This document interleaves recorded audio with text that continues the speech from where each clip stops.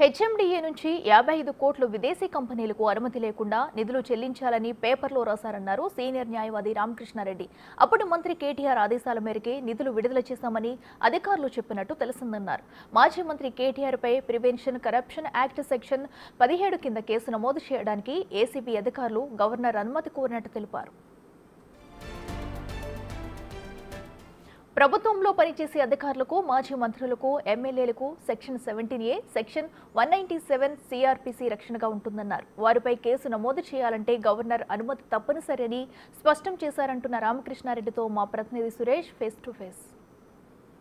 ఈ రేస్కి సంబంధించి విదేశీ కంపెనీలకు అనుమతి లేకుండానే 55 కోట్ల రూపాయలు నిధులు విడుదల చేయడంపై ప్రభుత్వం కేసు నమోదు చేసి దర్యాప్తు చేస్తుంది. ఏసీబీకి దర్యాప్తు చేయాలని చెప్పి మున్సిపల్ శాఖ ఫిర్యాదు చేయడంతో ఈ కేసులో దర్యాప్తు కొనసాగుతుంది. అయితే అప్పటి మున్సిపల్ శాఖ మంత్రి కేటీఆర్ ఆదేశాల మేరకే నిధులు విడుదల చేశామని చెప్పేసి అధికారులు చెప్పడంతో కేటీఆర్ పైన చర్యల కోసం గవర్నర్ అనుమతి ప్రభుత్వం కోరింది. దీనికి సంబంధించి అటార్నీ జనరల్కు లేఖ రాయడం జరిగింది గవర్నర్. దీనికి సంబంధించిన లీగల్ ఒపీనియన్ అంతా కూడా వివరాలు వెల్లడించాలని. ప్రస్తుతం మనతో పాటు సీనియర్ న్యాయవాది మాజీ అడ్వకేట్ జనరల్ రామకృష్ణారెడ్డి గారు ఉన్నారు. ఒకసారి అడిగి తెలుసుకుందాం. సార్ నమస్తే. అసలు ఈ కేసుని ఎలా చూస్తారు సార్? ఇప్పుడు న్యూస్ పేపర్లో చదివిన దాన్ని బట్టి చూస్తే ఏదో కొంత అమౌంట్ 55 కోట్ల రూపాయలు ఇది హెచ్ఎండిఏ అధికారి ఎవరైతే ఐఏఎస్ ఆఫీసర్ ఉన్నారో ఆయన ఏదో మీరన్నటువంటి ఒక ఆర్గనైజేషన్కు డబ్బు ఇచ్చినట్టు వితౌట్ పర్మిషన్ లేకుండా. అయితే అతన్ని అడిగితే అతను ఏమన్నాడంటే మీరు కన్సర్న్ మినిస్టర్ గారు చెప్తే నేను ఇచ్చినానని చెప్పినట్టు విన్నాను, చూసినాను.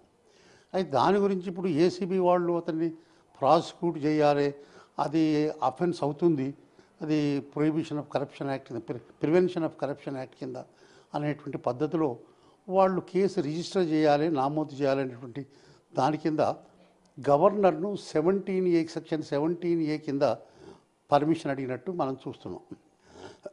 అయితే సెక్షన్ 17Aనే కానీ లేకుంటే 197 సిఆర్పిసి కానీ దీని కింద ఇప్పుడు ఎమ్మెల్యేలే కానీ లేకుంటే ఫార్మర్ గతంలో పనిచేసిన మంత్రులే కానీ ప్రస్తుతంలో ఉంటున్న మంత్రులే కానీ వీళ్ళందరూ ఈ పబ్లిక్ సర్వెంట్స్ అనేటువంటిది డెఫినేషను ఫస్ట్ టైం సుప్రీంకోర్టు 1988లో అంతులే కేసులో చెప్పింది. అంటే పబ్లిక్ సర్వెంట్స్ అంటే వాళ్ళు ప్రభుత్వం కొరకు పనిచేసేటువంటి అధికారులు కనుక ఈ సెక్షన్ 17Aనే కానీ లేకుంటే 197 కానీ వాళ్ళకి ఇది ప్రొటెక్షన్ ఉంటుంది. గవర్నమెంట్లే కానీ ఏజెన్సీలే కానీ ప్రాసిక్యూటింగ్ ఏజెన్సీలే కానీ అనవసరంగా ఈ అధికారులను, మంత్రులను, ఫార్మర్ మినిస్టర్స్ను ప్రాసిక్యూట్ చేయకుండా తగినటువంటి ప్రొటెక్షన్ ఇవ్వడానికి హయ్యర్ అథారిటీ అంటే అపాయింటింగ్ అథారిటీ. గవర్నమెంట్ సర్వెంట్స్ కంటే వాళ్ళ అప్రాప్రియేట్ అథారిటీ చీఫ్ సెక్రటరీ కానీ కలెక్టరే కానీ ఇటువంటి వాళ్ళందరూ అపాయింటింగ్ అథారిటీ ఎవరు ఉంటారో వాళ్ళు ఎగ్జామిన్ చేసి పర్మిషన్ ఇవ్వాలి. సో ఫార్మర్ మినిస్టర్స్ను, ఎమ్మెల్యేస్ దీనికి సంబంధించింది మంత్రులను అపాయింటింగ్ అథారిటీ గవర్నర్ కనుక బహుశా ఏసీబీ అధికారులు గవర్నర్కు రాసి ఉంటారు. గవర్నర్ ఏం చేశాడంటే మళ్ళీ ఇదంతా కేటీ రామారావు గారు కూడా కొద్దిగా మినిస్టరే కాకుండా రెండవది పలుకుబడి ఒక ప్రజల్లో ఆదరణ కలిగినటువంటి వ్యక్తి కనుక గవర్నర్ అనుకోవచ్చు నేను బిఫోర్ పర్మిషన్ ఇచ్చే ముందు లేకుంటే పర్మిషన్ రిజెక్ట్ చేసే ముందు దీని యొక్క సాధ్యాసాధ్యాల గురించి లీగల్గా ఉండేటువంటి ఒక విషయాల గురించి అటార్నీ జనరల్ అడ్వైజ్ తీసుకుంటే బాగుంటుందని గవర్నర్ ఆలోచించవచ్చు.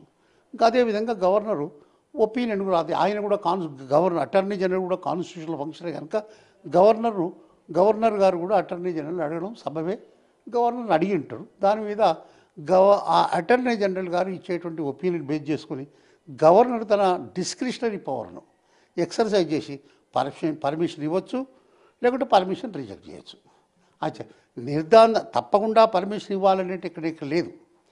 గవర్నర్ గారు ఆయన ఫ్యాక్ట్స్ మొత్తం చూడొచ్చు, ఆయన అర్థం చేసుకోవచ్చు, ఆఫీసర్తో డిస్కస్ చేయొచ్చు, అటార్నీ జనరల్కు డీటెయిల్గా మళ్ళీ ఫర్దర్ క్లారిఫికేషన్ కావాలంటే కూడా అడగచ్చు. అడిగి ఈ ప్రాసిక్యూషన్ ఏదైతే కేటీ రామారావు గారి మీద చేయడానికి ప్రపోజ్ చేస్తున్నట్టు మనం పేపర్లో అయితే చదువుతున్నామో అది కరెక్టేనా, అది నిజమేనా, అది అతను వాస్తవంగా అందులో ఇన్వాల్వ్మెంట్ ఉందా, అతను చేసినటువంటి ఇల్లీగాలిటీ ఏముందని గవర్నర్ తన విచక్షణ అధికారాలను వినియోగించి పర్మిషన్ రిఫ్యూజ్ చేయొచ్చు, పర్మిషన్ ఇవ్వచ్చు. అంటే ఒకవేళ గవర్నర్ అనుమతి ఇవ్వకుంటే ఈ కేసు ముందు కదిలే అవకాశం ఉందా? లేదు. గవర్నర్ పర్మిషన్ ఇవ్వకుంటే నిన్ననే నిన్న మొన్ననే పేపర్లో చూసాం, సుప్రీంకోర్టు అనేక కేసుల్లో ఏం చెప్పిందంటే గవర్నర్ అపాయింటింగ్ అథారిటీ పర్మిషన్ ఇవ్వకుంటే వాళ్ళు case section 17A prevention of corruption act కింద వాళ్ళు కేసు రిజిస్టర్ చేయడానికి కూడా వీలు లేదని 2018లో ఒక అమెండ్మెంట్ వచ్చింది. అంతకుముందు కేసు రిజిస్టర్ చేసి తర్వాత పర్మిషన్ తీసుకున్నారు. ఇప్పుడు కేసు రిజిస్టర్ కంటే మొదలే పర్మిషన్ తీసుకోవాలనేటువంటి ఏదో అమెండ్మెంట్ వచ్చిందని అంటున్నారు. అందువరకు అమెండ్మెంట్ ప్రకారంగా ఒకవేళ గవర్నర్ గారికి పర్మిషన్ ఇవ్వకపోతే కేసు రిజిస్టర్ చేయడం కొద్దిగా కష్టమైనటువంటి విషయం.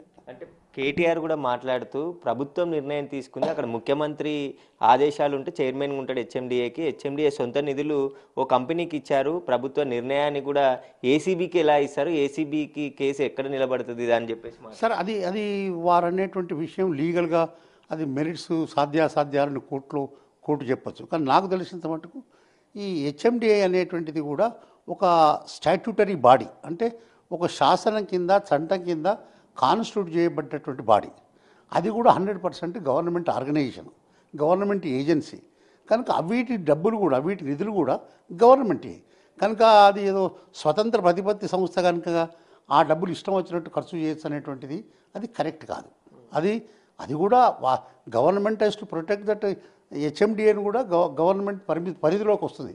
కనుక హెచ్ఎండిఏ నిధులను కూడా అబ్యూజ్ చేసిన, మిస్అప్రాపరియేట్ చేసిన అది ఏసీబీ కానీ తగినటువంటి సంస్థలు వాళ్ళు తగినటువంటి చర్యలు తీసుకోవచ్చు. మీరు లేదు స్వతంత్ర సంస్థ అనేటువంటి ఎక్కడ ఏం లేదు.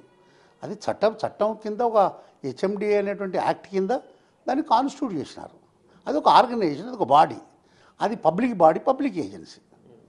సార్ ఇంకొకటి, ఇప్పుడు ఏదైతే అధికారులు అంటే విదేశీ సంస్థలకు విదేశీ కరెన్సీ రూపంలో డబ్బులు చెల్లించారు, ఆర్బీఐ అనుమతి కూడా తీసుకోలేదు, ఎలక్షన్ కోడ్ సమయంలో ఎలక్షన్ కమిషన్ కూడా అనుమతి తీసుకోకుండా హెచ్ఎండిఏ కమిషనర్గా ఉన్నటువంటి మున్సిపల్ ప్రత్యేక అధికారి ఉన్నటువంటి అరవింద్ కుమార్ ఈ నిధులు విడుదల చేశాడని చెప్పేసి కూడా ప్రభుత్వం.